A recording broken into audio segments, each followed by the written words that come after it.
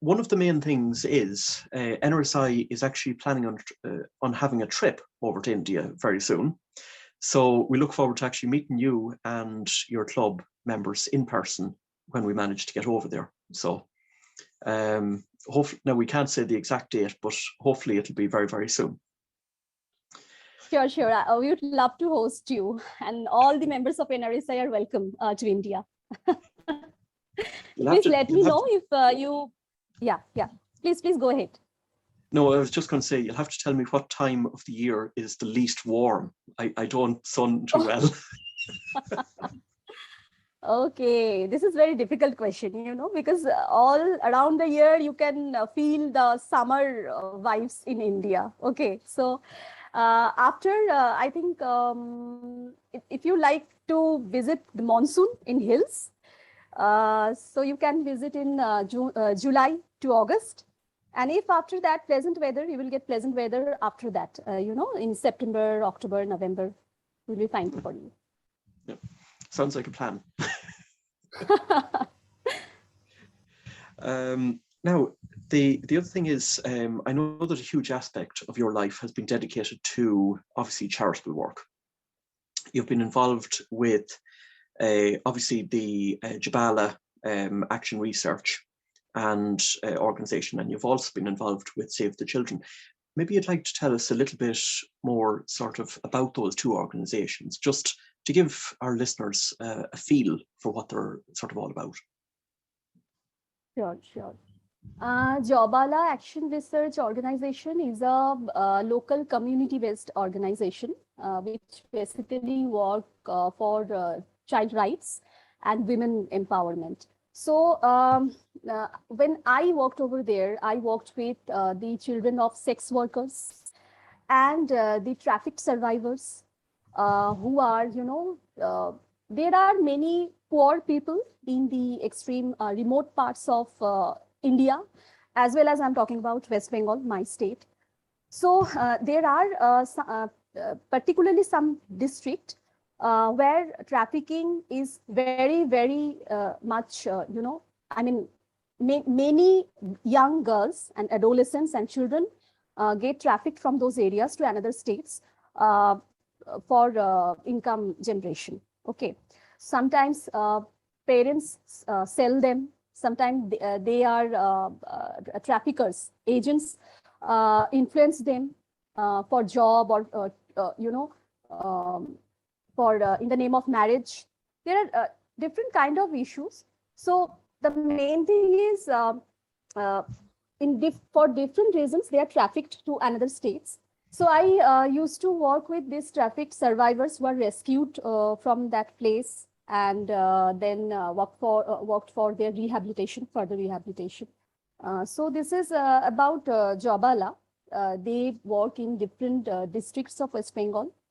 And after that, I would more like to talk about Save the Children, because I'm currently associated with Save the Children, and I have been working there since 2013.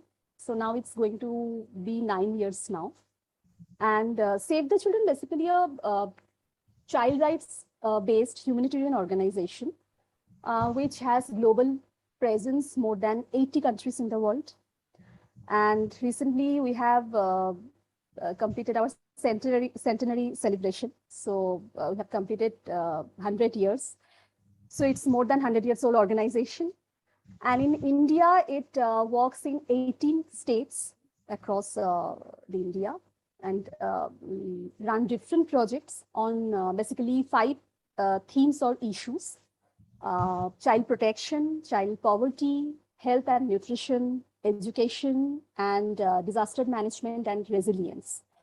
So they all are linked. All these themes are linked, but we have different teams, different expert teams to handle these issues in different districts of West Bengal, both in rural and urban areas.